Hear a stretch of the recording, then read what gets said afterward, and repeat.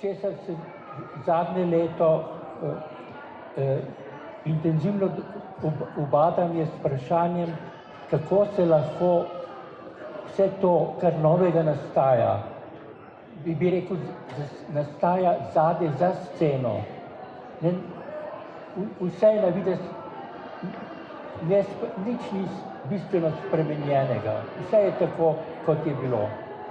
Ampak, kar je pa bistveno drugače, je to, kar se v vzročnem, jaz to imenujem vzročno ozadje, ali pa arhetipski nivo.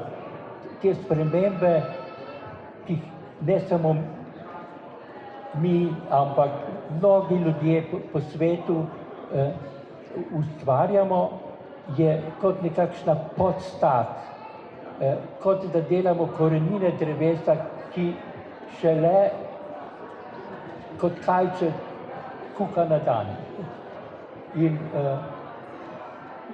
mislim, da je bistveno to zaupanje,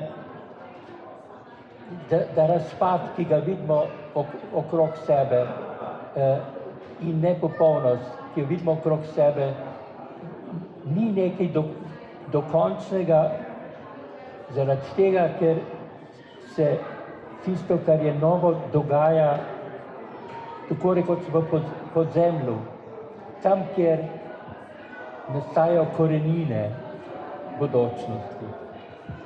Hvala.